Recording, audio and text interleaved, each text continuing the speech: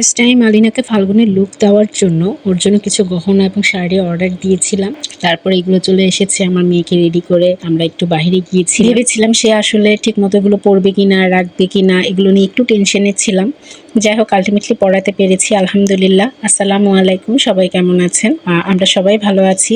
এই যে আলিনার হচ্ছে গহনা এবং শাড়ি, আমরা রেডি হয়ে বাসা দিয়ে বের হয়েছিলাম। আমরা রিক্সা দিয়ে খুব কাছে একটা জায়গায় গিয়েছিলাম, তো ও খুবই চুপচাপ ছিল, সব দেখছিল যে কি হচ্ছে। কোথায় যাচ্ছ তুমি? বাইরে যাচ্ছ?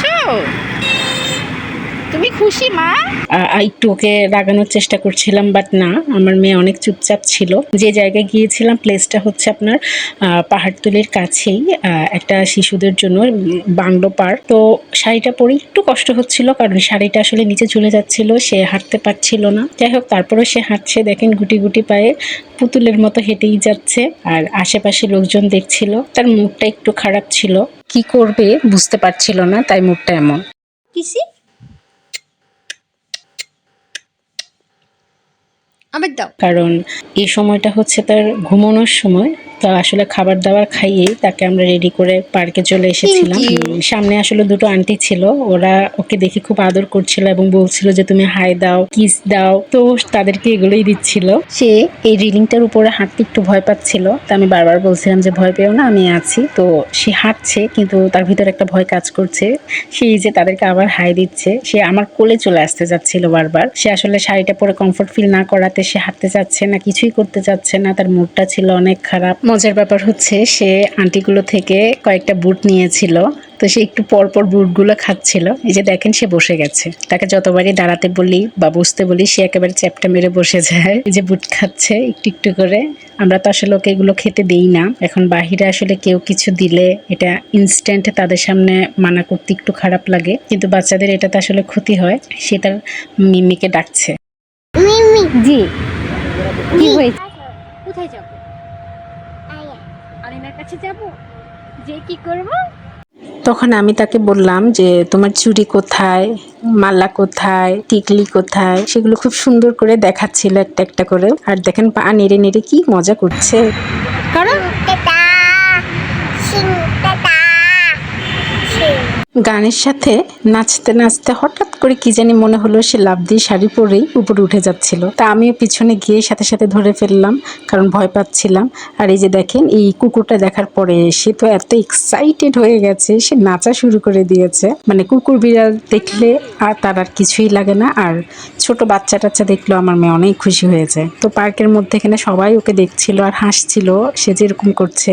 দেখেন সে আবার বসে গেছে। তাকে যতবারই বলি তুমি উঠে দাঁড়াও, সে একটু এক পা দুপা দেওয়ার পর আবার ধুম করে বসে যায়। আর হাতের ব্রেসলেটটা সে বারবার খালি খুলছিল আর লাগাচ্ছিল। আশেপাশে যে যেখান দিয়ে যাচ্ছে তাকে বিভিন্ন পোজ শিখিয়ে দিচ্ছে। আমার মেয়ে তাকিয়ে তাকিয়ে সবাইকে দেখছে।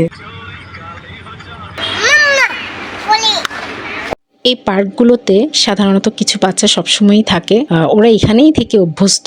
তো আমার মেয়ে হঠাৎ খেয়াল করেছে তাদেরকে দেখে সে গুটি গুটি পায়ে ওখানে চলে যাচ্ছে। আমরা অনেকবার না করেছিলাম যে আমরা বাসায় চলে যাব, কিন্তু না, সে তো শুনবে না, সে এখানে চলে এসেছে এবং সে এখানে এসে ওরা ঠিক যা যা করছিল সে সেগুলোই করবে। মজার ব্যাপার হচ্ছে পুরোটা সময় জুড়ে আমার মেয়ে একটুও হাসেনি। ঠিক ওদেরকে দেখা মাত্র আর কুকুর দেখা মাত্র আমার মেয়ে এত হাসি দিয়েছে, মনে হয় যে সে খুব মজার কিছু পেয়ে গেছে এবং ও এই কাজটা ম্যাক্সিমাম সময়ই করে থাকে। এই যে দেখেন, কুকুর দেখছে এবং সে তার কাছে চলে যাচ্ছে। আমি যদি না যেতাম সে নির্ঘাত কুকুরটাকে গিয়ে ধরে ফেলতো। প্রচন্ড পরিমাণে কুকুর বিড়াল এগুলো ভয় পায়, ইভেন আমি মুরগি পর্যন্ত ধরতে পারি না ভয়ে। আর আমার মেয়ে হচ্ছে এগুলো দেখলে সেগুলোকে ধরবে, জড়িয়ে নেবে, কোলে তুলে নেবে, সেগুলোই করবে। এই যে হেঁটে চলে যাচ্ছে, সামনে একটা মানুষ যাচ্ছে, তাকে দেখে সে হেঁটে চলে যাচ্ছে উপরে, আবার ডাকার পরে পেছন দিকে ফিরে নিচে নেমে চলে আসছে। দুষ্টু পাখি। শুধু একটু পর পর এগুলো খুলে ফেলছে। কানের দুল কয়েকবার খুলে ফেলেছে। তো লাস্টবার যখন আমি একটু জোর করে পরিয়ে দিতে চাচ্ছিলাম, সে চিৎকার দিয়ে বলতেছে যে বাঁচাও বাঁচাও।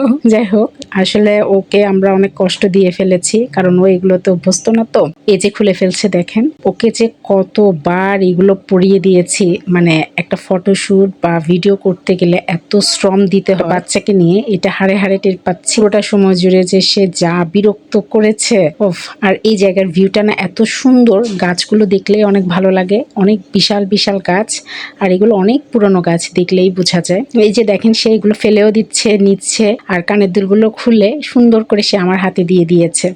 আর একটু পরপরই সে চিৎকার চেঁচামেচি করছে যে সে এগুলো সব খুলে ফেলবে। তো যখন এগুলো আমরা খুলছিলাম তার মন মর্জি মতো হচ্ছিল না, তাই সে ওখান থেকে তার দাদিকে ডাকা শুরু করে দিয়েছে। এখন পর্যন্ত আমার কর্কট ভয়েসে এই ব্লগটি দেখার জন্য, শোনার জন্য আপনাদেরকে অসংখ্য ধন্যবাদ। সবাই ভালো থাকবেন। আল্লাহ হাফেজ।